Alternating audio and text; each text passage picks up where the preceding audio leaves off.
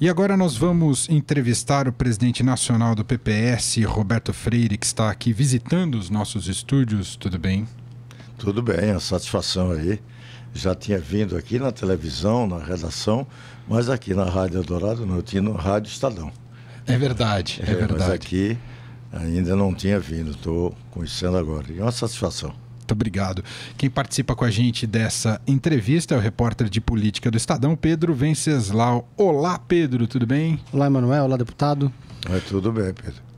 Deputado, queria começar o nosso bate-papo e olhando muito para as eleições, né, de outubro e o cenário presidencial. A Marina Silva recentemente fez muitos elogios ao senhor, estaria buscando até teria sido sugerido a ela o nome do senhor como vice, possível vice na chapa dela. Queria saber como é que o senhor recebeu, né, essa sinalização da Marina Silva e se aproximar do senhor e do PPS.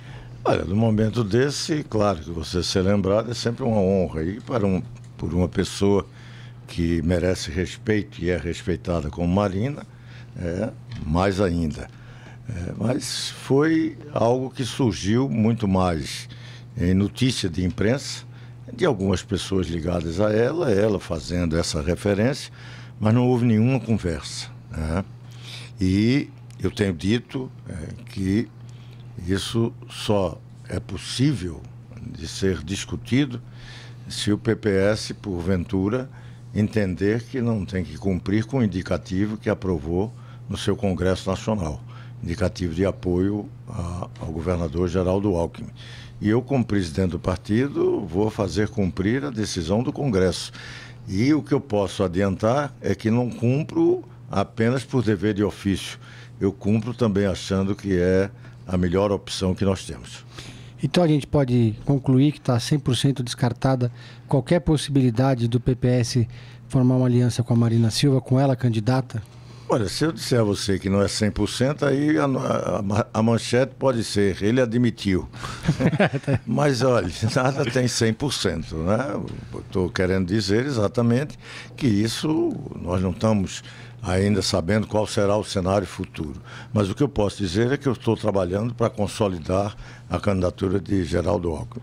E eu considero que é um bom candidato, até por um aspecto que é muito da sua personalidade e que vai além do gestor, de alguém que cuidou de São Paulo em momento de crise e talvez seja o estado que melhor passou por essa crise.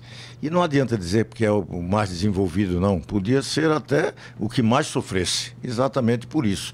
O processo recessivo é o maior de nossa história republicana. Foram 3 anos de recessão. Isso atingiu São Paulo até maiormente do que em outros estados, em função de que o desemprego aqui tem impacto. Aqui não tem muito Bolsa Família para não ter impacto.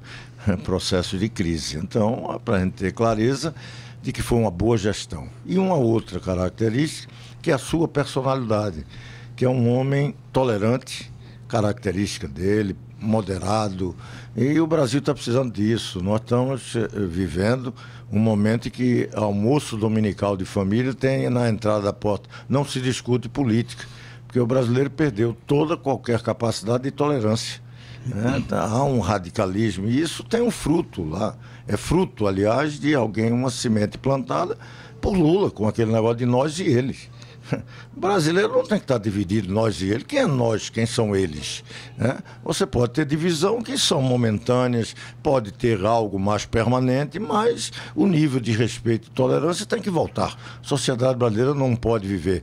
Eu até costumo dizer que eu nunca torci tanto para que o Brasil fosse campeão, para ver se a gente tem pelo menos um momento de confraternização e ver se a gente sai desse espectro de inimigos que não são nem cordiais. Agora, deputado, há quem diga que justamente esse excesso de tolerância do Alckmin o prejudique nessa corrida presidencial, que ele seria insípido demais. Qual a leitura que o senhor... Olha, não é bem um problema de insípido, é só evidente aqueles que querem exatamente ver o circo pegar fogo. É o lulopetismo contra o bolsonarismo, é o desrespeito à democracia, é imaginar que tem que aqui controlar a mídia, o que nós aqui fazemos, no fundo, controlando liberdade. O outro nunca respeitou isso, sempre foi defensor do desrespeito institucional das ditaduras.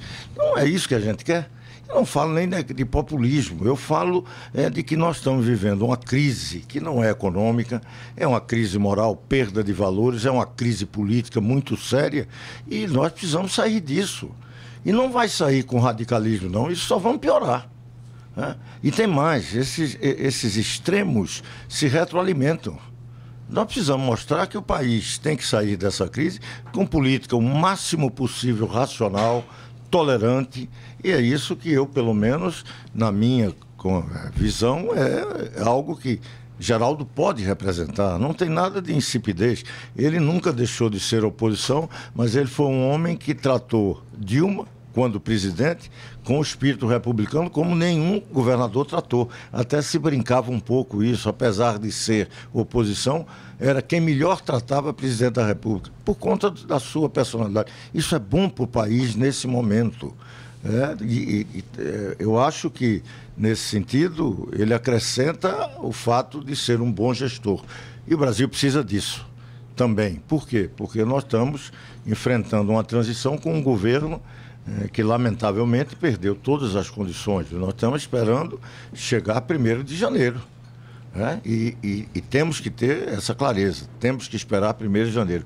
Eu costumo dizer, quando vem alguns mais afoitos, eu digo, olha, não adianta chamar nem bispo nem general, porque não dão solução para esse problema. Quem vai dar a solução é a política, somos nós, cidadãos brasileiros.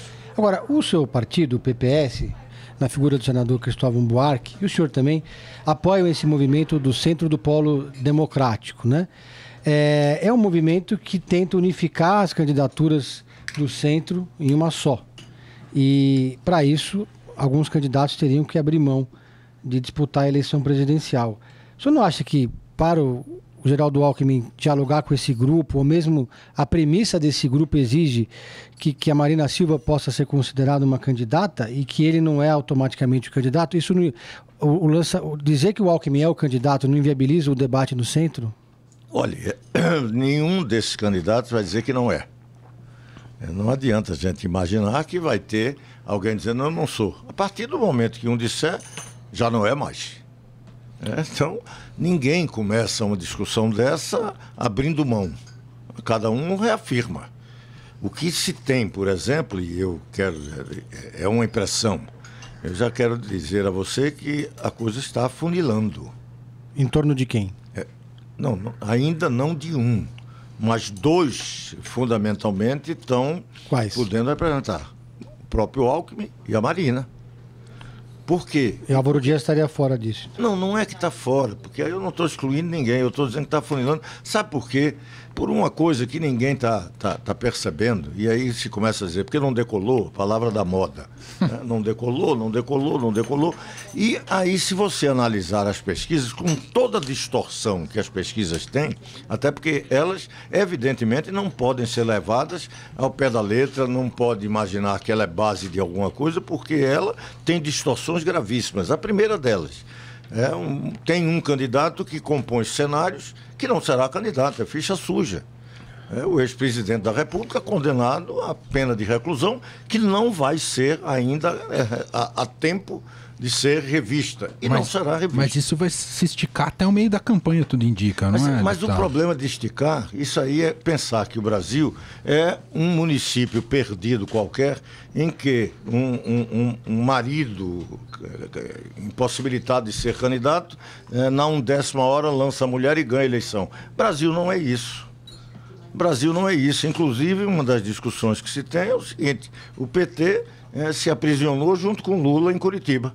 Por quê? Porque está esperando que Lula decida e Lula é um ficha suja e preso.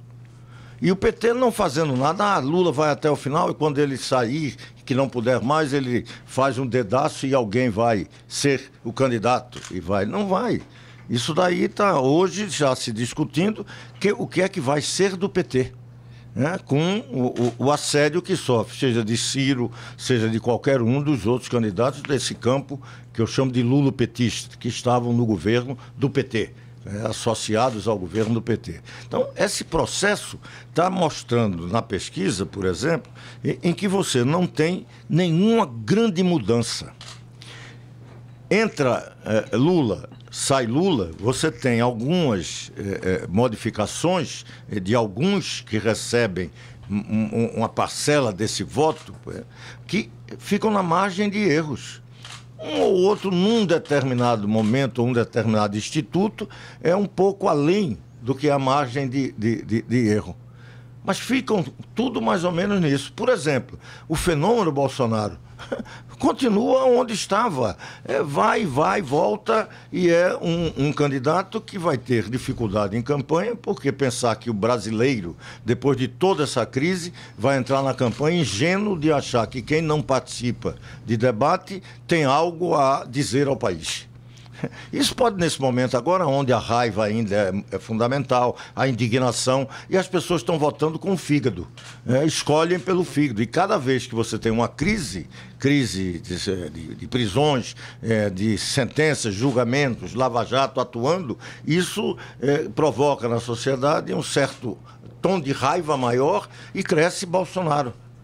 Mas é por conta de uma indignação, não é por uma razão ou uma emoção justa da campanha de quem é que melhor representa os seus interesses. O senhor está dizendo que classe política e eleitor estão apartados hoje? Tá, eu diria a você que nós temos vamos chamar isso, um centro do ponto de vista eleitoral que não se decidiu. E que é a maioria, a ampla maioria da sociedade brasileira. Você tem os dois bolsões, vamos falar assim, no espectro, a direita e a esquerda, mas você tem um centro que vai de uma direita democrática a uma esquerda democrática que ainda não se encontrou. Tem alguns candidatos. E quando eu disse afunilar, é porque nesses você começa a ver que forças políticas se aproximam de Geraldo e a Marina, por conta de seu recall, por uma possibilidade de alguém que tem um certo respeito na sociedade, são os dois que estão mais ou menos. E essa movimentação de Marina, isso é evidente, eu analiso também como uma tentativa de fugir de um certo isolamento, sem estar buscando... Qual a movimentação que o senhor disse? Essa conversa com o PPS? De dizer que gostaria... a conversa com o PPS se teve, foi individualmente. E todos podem conversar. Eu também poderia ter conversado. Eu tenho que ter um pouco mais de cuidado para não chegar nesse momento e ficar imaginando que estamos... Porque disse hoje, inclusive ela jantou ontem com o Huck, o Luciano Huck. Isso. E eu falei com ele, conversei com ele, porque ele veio trocar ideias. E uma das coisas que eu disse é o seguinte: ótimo que converse, até porque não perdemos capacidade do diálogo. Mas nós precisamos ter cuidado para não ficarmos ansiosos, porque não temos uma definição e queremos de qualquer forma. Até porque tem um dado interessante. Nós temos um dado muito objetivo para mostrar quão diferente está esse processo de indefinição, cenários muito confusos. Em todas as eleições de 90 para cá, as eleições coincidem com Copa do Mundo. E Copa do Mundo tem uma data, é junho e julho. Todo de 4 em 4 anos se realiza. Em todas essas eleições, eu acompanhei todas, só não conta de 89, que dela eu participei diretamente, que lá não tinha Copa. Mas depois, 94, 98, todas elas Copa do Mundo. E o que é que acontecia? Na abertura da Copa, você já estava com as chapas formadas, as coligações consolidadas, os candidatos estavam, inclusive, participando dos jogos, indo ver em tal lugar, programado, tudo. E não era só nacionalmente, não. Eram chapas também organizadas nos estados. O que é que nós estamos vendo nessa Copa do Mundo agora? Já começou. E não tem nenhuma chapa organizada em nenhum lugar do país. Não é só a presidencial, não. O que é isso? Claro, nós estamos vivendo uma crise. Ainda não superamos e está impactando nesse processo. Será que a gente pode falar que vai presidir essa eleição o outsider? Isso teve um momento que sim. O senhor trabalhou pelo Luciano Huck? Era o seu candidato? Estavam trabalhando para isso. E eu tinha a compreensão de que um outsider ganharia essa eleição. Era ele, depois veio Joaquim Barbosa, Mas quem é agora? Naquele momento, o senhor achava que o Huck era um candidato mais competitivo que o Alckmin? Não, eu achava que ele era um candidato que poderia representar exatamente um certo sentimento que iria crescer, porque ele trazia a celebridade, porque também não é qualquer novo, não é qualquer outside, não é o cara que nunca participou, chega e acha que vai ter espaço. Não é isso. Tem que trazer certa presença na sociedade. Isso aconteceu também com o Joaquim Barbosa. Não sem eles dois, a Marina teria mais potencial para pegar esse eleitorado que está magoado com a política? Eu tenho medo de que esse pessoal magoado com a política vá querer se omitir. E esse é um dos problemas que a gente experimentou, por exemplo, mesmo com alguns novos também, lá em Tocantins. Claro, o Brasil não é Tocantins. Mas tem alguma semelhança. Por quê? Porque lá você tem um setor médio, você tem setor urbano, embora vamos chamar o setor rural ou periferia das grandes cidades, lá seja maior do que o que é o macrocosmo brasileiro. Você já tem uma sociedade bem mais desenvolvida no sul, onde tem a presença, claro, estado como São Paulo, em que o setor médio da população é amplamente majoritário. Não é o Nordeste. Mas eu estou querendo dizer que já tivemos uma certa comprovação de que lá teve um outro nós do PPS, lá em Teresópolis. Ganhamos a eleição por 33 votos. Um candidato novo, outside, ganhou no centro de Teresópolis e perdeu na periferia. Eu até disse, isso aqui é um microcosmo brasileiro. Agora, o senhor sonha com uma chapa de Geraldo candidato a presidente, Marina vice ou vice-versa? Olha, eu sonhei muito quando era jovem. Quando não era nada, então o que é que eu vou fazer da vida? Então eu tinha uma dificuldade, inclusive, de dormir, porque sonhava muito, acordado, claro. Mas eu quero na política ser o mais... Não, pelo contrário, sou muito otimista até. Mas eu quero ter a racionalidade. Eu acho muito difícil qualquer junção agora. Mas se tivermos articulações políticas que deem a demonstração da força de uma candidatura, isolamento de outra, se você tiver a capacidade, e esse polo existe para isso, essa ideia de que pode unificar, a conversa pode mudar. Nesse momento é evidente que não. É uma conversa de bêbado, essa história de centro democrático, de polo, como disse o Rodrigo Maia, presidente da Câmara, chamou de conversa de bêbado. Teve gente que não gostou muito disso. Conversa de bêbado, inclusive, é muito boa, porque você delira de vez em quando. Mas não serve para a política. Para a política, conversa de bêbado dá, talvez, renúncia irresponsável, que você não sabe bem por quê. Vai ver. Não diz que tomou uma garrafa de uísque antes de renunciar. Isso não dá. Conversa de bêbado é sempre perigosa. Pode ser agradável, tem delira, tem coisas ótimas que conversa de bêbado pode ser agradável, mas na política, a racionalidade, que é em um ambiente que gera muita emoção, mas é bom você estar sempre buscando a razão. A razão de que o Brasil precisa, mais do que nunca, ter a tranquilidade de saber para onde é que nós vamos. Nós não passamos e ainda estamos passando por uma crise qualquer, não. Eu acredito que foi a maior crise de toda a história republicana. E o que é importante, que deve ser ressaltado, é que é uma crise que está sendo resolvida sem nenhum de nós perder minimamente as nossas liberdades democráticas. E esse é o fato a ressaltar. E com alguns avanços. Porque eu estou acostumando dizer o seguinte, olha, não é qualquer país que prende um ex-presidente da República, o condenado por crime de corrupção, não. E o Brasil fez isso. E fez com plenas liberdades. Agora, a classe política está se omitindo perante a força do judiciário nesse momento do país? Não. Isso é um reflexo dessa crise também? O reflexo da crise, claro, em alguns momentos um legislativo muito subordinado ao executivo assume por conta do desarranjo. É evidente, a gente não pode ficar imaginando que o Supremo, em alguns momentos, o Supremo prestou um grande serviço à segurança. Mas teve momentos que ele gerou a insegurança.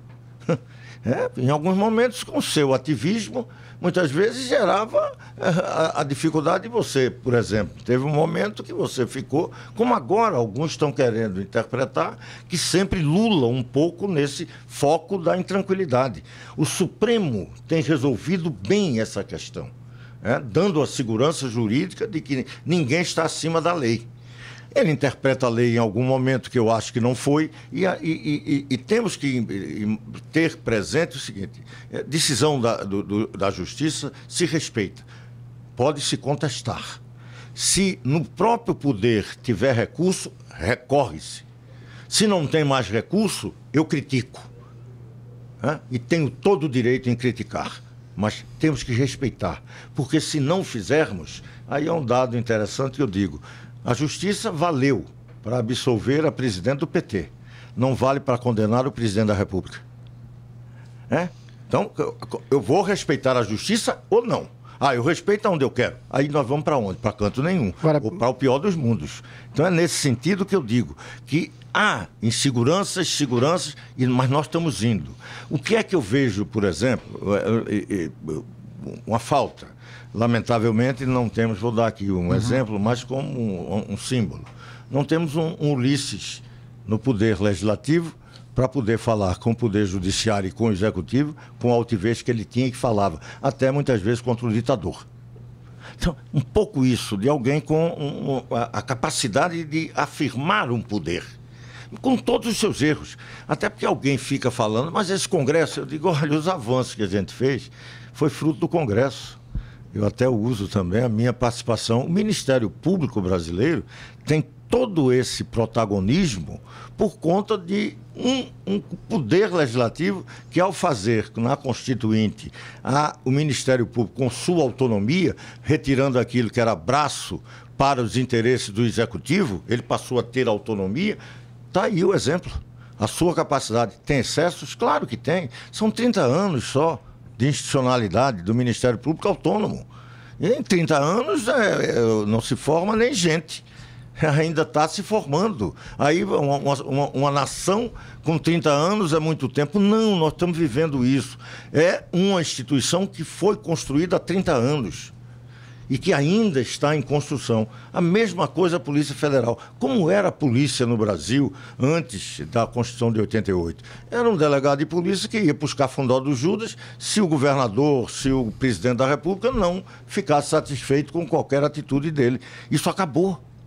E isso dá segurança para que haja processos de investigação. Isto é avanço institucional, avanço político, fruto da ação da política. Para que as pessoas entendam, muitas vezes até alguns membros do Ministério Público criticam a política, mal sabem que eles só são o que são em função da política brasileira que avançou democraticamente, dando e concedendo a essa instituição o poder que eles têm e que exercem e que estão exercendo, inclusive, com aplauso da sociedade. Então, é esse aspecto que a gente tem que sempre ressaltar. Nós estamos sofrendo de tensões, atritos, alguns recuos, mas a tendência geral é que nós estamos avançando. O senhor deixou o governo Temer após o caso da JBS, quando esse caso explodiu na imprensa. Como é que o senhor avalia o governo Temer hoje e o que esse governo pode contribuir para essa eleição presidencial, com a candidatura do Meirelles, ou mesmo aliado numa eventual chapa com... Olha, aquele momento, aquele foi um episódio que o PPS teve clareza do que fazer, mas eu tenho, ao mesmo tempo que tive clareza de sair do Ministério, porque achava que a partir dali a transição e o governo de transição iria entrar em processo de desgaste. Claramente. Eu, inclusive, quando entreguei ao presidente Temer, eu, com todo respeito, coloquei para ele que achava que a transição, que não era dele nem minha, era de todos nós, da sociedade brasileira, iria sofrer impacto. Ao mesmo tempo, também sabendo que aquilo dali foi uma irresponsabilidade que não tem tamanho do Procurador-Geral da República na hora. Até porque não cabia um procurador depois ficar dizendo: eu não sei para onde aquela mala de dinheiro foi.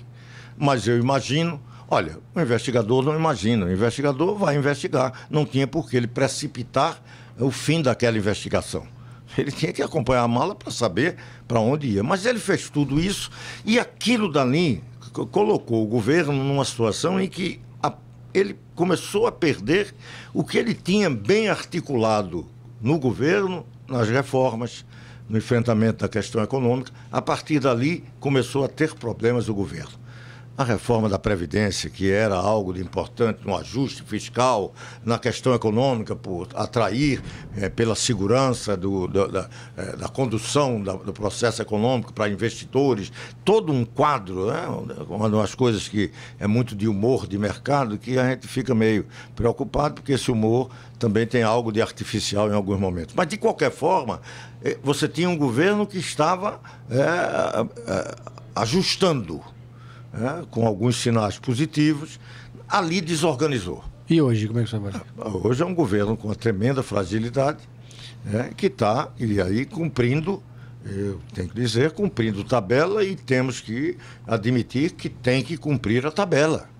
Vai ter eleição e agora temos que voltar nossos olhos para que ele cumpra a tabela e a gente organize o que será depois do campeonato que ele disputou, que até... O MDB é um aliado pesado pro... Não, aí não é problema. Pesado, hoje, se você conversar com alguns, são todos os partidos. São raríssimos os partidos que podem ser leve. Né? Por quê? Porque no mundo o partido está em crise. Por conta de outras questões, seja da representação, democracia representativa, das novas formas de relacionar-se, novas representações políticas que o mundo digital está colocando. Isso o celular, que é um computador, a cada dia que passa ainda revoluciona muito mais as nossas relações. Então a política sofre com isso, as instituições sofrem, o mundo do trabalho, sofre os sindicatos, está tudo aí sofrendo impacto dessa revolução. Isso no mundo está acontecendo. No Brasil acontece e, ao mesmo tempo, nós temos algo a mais, que é o processo de corrupção, da desmoralização da justiça, da política, da degradação dos políticos e partidos. Então, tudo isso está aí colocado. Então, não tem nenhum partido que você diga que está passando por esse quadro bem. Tem alguns que já receberam o veredito das urnas. O PT, em 2016, já mostrou que não representa mais o que ele já representou. Ele foi derrotado, amplamente derrotado. E como ninguém vai imaginar recuperação de nenhum partido, ele está aí não diria nem no limbo. Ele já encerrou o seu papel histórico. Da mesma forma os outros. O PMDB parece que nesse momento, nem como coadjuvante, está com perspectivas futuras garantidas. Nem como coadjuvante, que sempre foi, de qualquer governo. Sempre teve ali. Então, eu não acredito que talvez nessa campanha você vai ter qualquer candidato, que seja Marina, o próprio Alckmin, a tendência de criar em torno de si movimento. Muito mais do que representante de um partido. Então, isso aí PMDB, PSDB, PT, todos os outros partidos estão todos aí muito envolvidos nessa indignação geral. Fica difícil você imaginar algum papel de protagonismo de qualquer um deles. E tem que saber o que é que o candidato do Lula, por exemplo, se será um candidato do PT, vindo do PT, ou um candidato afora. Já teve um momento que alguém imaginou até que Ciro poderia ser isso. Mas Ciro, eu estava dizendo um pouco, Ciro, quando foi candidato com o PPS, lá em 2002, teve um momento que até a gente imaginou que poderíamos ganhar as eleições. E já estava no meio da campanha, já próximo do dia das eleições. E ele jogou fora, por uma série de problemas. Claro. Também, é verdade, tem por algumas posições dele? Políticas que não era muito do agrado, e que Lula foi agradar, inclusive, com a carta aos brasileiros, o setor financeiro. Quais eram os problemas que ele jogou fora? Quais eram os problemas do Ciro em 2002? Algumas vezes problemas de um certo descontrole em relação a problemas como, por exemplo, agora, dá pouco tempo a ele, não tem uma plateia muito favorável, com alguma hostilidade, e ele se perde e vai embora. né? Ele não deixa de debater até porque ele tem o que debater. Tem que se ressaltar isso. Não é um Bolsonaro que foge do debate porque não tem o que dizer, né? A não ser aquelas frases feitas de agressões. No caso de Ciro, ele pode ter o que dizer e tem. Mas por conta de problemas de certo desequilíbrio, ele deixa de fazer. E ele lá, em 2002, ele foi ao final da campanha, quando teve alguns atritos. Agora ele já está tendo agora, antes de começar. Ou seja, ele não mudou na visão do senhor. Não mudou, né? E aí complica, por exemplo, essa relação com o PT, que se ele tivesse, ele poderia trair. Até porque, como eu digo e repito, ele tem algo a dizer, não é uma pessoa destituída de compreensão. Tem. Ele tem visão, merece ser ouvido em algumas questões. Hoje ele está mais perto do centrão do que da esquerda, né? Quem? O Ciro. Olha, esse negócio de centrão esquerda, a gente precisa tomar um cuidado, porque essa esquerda brasileira, hegemonizada pelo PT, é uma das coisas mais reacionárias que existe, né? Quer um exemplo? Eu comecei a militar carregando bandeira das reformas de base. Por quê? Porque o Brasil é um país injusto, porque nós precisamos criar condições para nos desenvolvermos, que temos sistema educacional inapropriado, que condena não ao analfabetismo funcional, infelizmente, século XXI, com analfabetismo real, né? Então, toda uma ideia, o campo naquela época, da reforma agrária, a reforma urbana, bancária, todo um cabedal de reformas que caracteriza a força de esquerda, que é contra o sistema que está. Hoje o que você vê na esquerda brasileira é que parece que vivemos num nirvana. Você falou em reforma, eles são contra. Não importa saber. Aí disse, essa eu não quero. Tá bem, qual é a tua reforma? Não tem. Parece que nós vivemos. Aí vai falar o mundo do trabalho. Ah, não tem que reforma? Você acha que um código de trabalho de 74 anos é algo que tem que estar regendo as novas relações de trabalho? Será que alguém tem que falar mundo do futuro, classe operária, que quando entra numa fábrica o que você vê é robô, é automação, é inteligência artificial, já não é mais as pessoas trabalhando ali? É uma categoria social em extinção no futuro? Será que não dá para se ver isso? E eles são prisioneiros desse passado. Essa esquerda, ao contrário, isso virou uma força reacionária, que é uma outra. O mundo está globalizado. Aí eles não aprendem nem com o radicalismo da China. Porque a China é um país mais a favor da globalização. Aqui eles são contra. E aí eles se encontram nesta posição antiglobalizante com os bolsonaros e os nacionalismos e a extrema-direita. Eles lá se encontram. Já percebeu isso na Europa? Percebeu na Inglaterra? Aqui também. Agora, por falar em esquerda, o senhor foi candidato à presidência da República em 1989 pelo PCB, Partido Comunista Brasileiro. Depois fundou o PPS. O que sobrou no senhor do PCB? Olha, não fundei. O PPS é sucessor do PCB. Há controvérsias, mas... Não há controvérsia nenhuma. Nenhuma. Não, de controvérsia alguma. O que pode ter é alguns que foram contra e que continuaram com o PCB. E o que sobrou do antigo PCB? Sobrou o comunismo. Sobrou isso que eu estou falando para você. Eu continuo de esquerda. E sempre pensando ser vanguarda. E nunca aquilo que, inclusive, Marx, quando escreveu o manifesto, colocou do socialismo feudal na época dele. Eu não vou colocar... Mas não é mais comunista, né? Isso não dá mais, porque aquela experiência histórica foi derrotada. E eu percebi isso há muito tempo. Tem alguns que estão percebendo agora. Mas eu percebi porque eu até dizia, caiu na minha cabeça o muro. E eu tenho que saber por quê. E ficou claro, com pouco tempo depois da queda do muro, acabou a União Soviética. E daí? E aí você vai ficar falando o quê? De quem? De Cuba? De Coreia do Norte? Por favor. Até que se quiser falar alguma coisa razoável, fale da China. Mas da China não falam. Por quê? Porque a China é o capitalismo, porque a China é a favor da globalização. Então estão perdidos.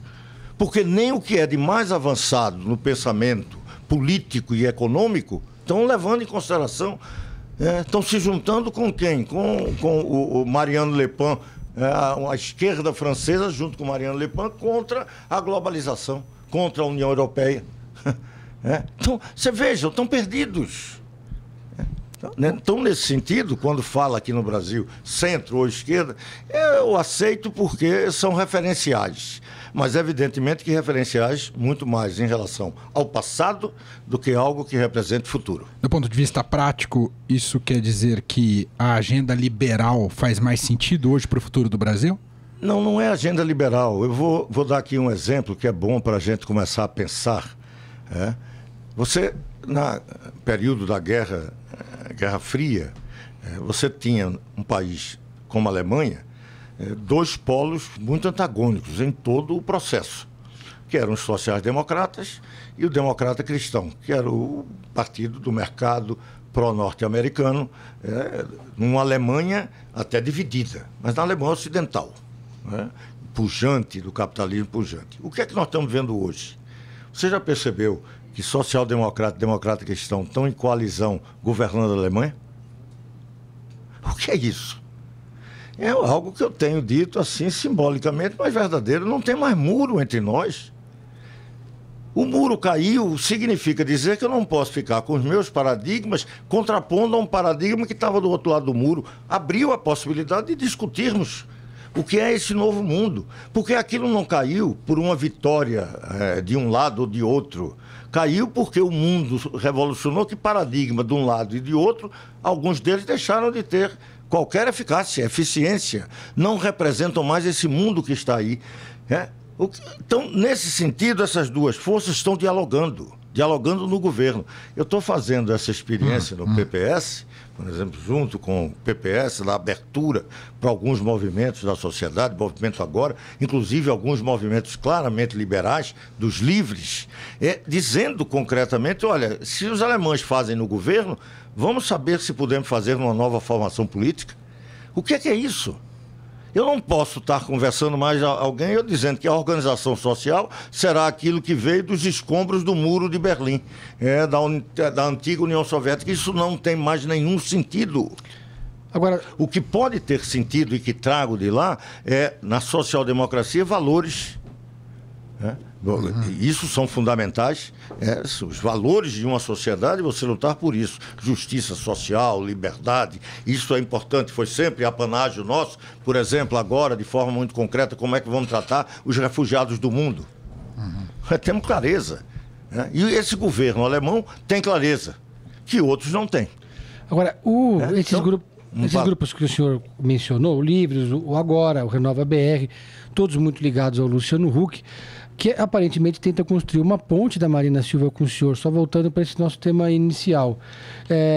E essa possibilidade também é cogitada pela rede de sustentabilidade. Eu queria só voltar nesse ponto, porque a política se impressionou com esse movimento. Pela primeira vez que a Marina falou da possibilidade de sair do isolamento político, e o PPS foi ao caminho que ela procurou. Eu não vou agora diminuir o meu partido, mas eu acho que a gente não é o grande instrumento para a saída de isolamento de quem quer que seja. A gente pode dar respeitabilidade, isso eu não tenho dúvida. Damos história. Porque apesar de tudo isso, nós continuamos ainda com os mesmos valores. E enfrentei uma série de incompreensões, mas esse negócio de chamar de traidor porque não estou junto do PT... Mas esse isolamento da Marina é algo que inviabiliza ela com possibilidade do centro? Não, porque se você pegar, você falou aí muito, vamos falar Huck, é importante aí. O que é que Huck coloca? São duas candidaturas que ele também observa como algo que uma das duas pode vir a ser. Tanto a Marina quanto o Alckmin. São declarações dele. É mais ou menos uma compreensão aproximada ou idêntica a que eu estou tendo e que o PPS, em grande parte, tem. Só que fez uma opção. É difícil, porque nós estamos numa coisa ainda tão indefinida. Mas é dizer a vocês, eu já tive um momento em que achava que a eleição ia ser decidida pelos outsiders. Mas isso deixou de existir. Vai aparecer algum? Não me parece que... Ele vai para Palanque, hein? Deputado? O Huck vai para Palanque na campanha? Não sei, tem que perguntar a ele. O senhor convidou ele? Mas você acha que ele deveria se envolver nesse... Não, aí ele... O problema é o seguinte, o que eu acho que ele deveria era, se pudesse voltar aí ao passado, ele ter enfrentado um pouco mais as questões profissionais dele, da mulher, que não são simples. Mesmo quem não tem o que ele tinha, que conta do ponto de vista pessoal, tem dificuldade de entrar na política. Eu vivi isso, então não é uma coisa simples. A não ser quando você é filho já de um político, que aquilo é como se viesse de uma dinastia. Mas na política normal das pessoas, isso... A mulher reclama, se tiver filho grande, pai, não entra nesse negócio, isso não é todo um problema. O dele tinha toda uma vida que ele construiu junto com a mulher, um grande artista e empreendedor brasileiro. Então, não era fácil para ele. Mas ele está envolvido na política, continua. Tanto é que esse jantar é uma participação. E é uma participação que ele está compartilhando com o PPS. Ele telefonou antes, telefona depois, estamos conversando. Eu defendendo claramente para ele, embora ele também aceite, porque são os dois, mas ele coloca, a Marina tem que ser levada em consideração. Também terá que ser levada em consideração. Eu estou dizendo que os dois estão aí. E eu estou querendo dizer que, se imaginava antes um outsider, eu estou começando a perceber que talvez as estruturas possam ser importantes. Não é aquilo que vem pela sociedade, por um movimento, um sentimento que pode ser muito forte em São Paulo. Mas não sei se é tão forte em Minas, se é forte no Nordeste.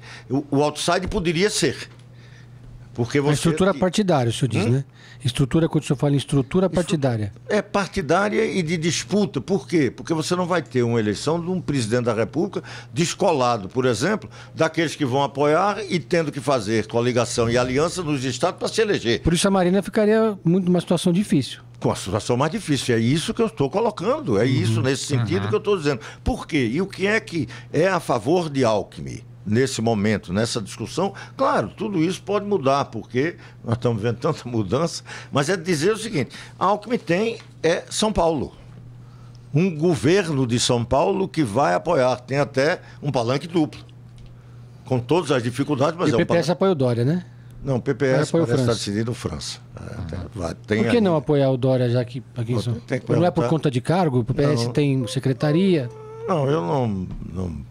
Eu acho que o PPS já mostrou em muitas oportunidades que esse negócio de cargo não importa muito. Mas ele sempre tem o cargo. Não. Deixa eu mostrar. Quando a gente resolveu, por exemplo, apoiar Eduardo Campos, a gente não apoiou o PSDB. E era um momento importante em termos de campanha. Aécio Neves.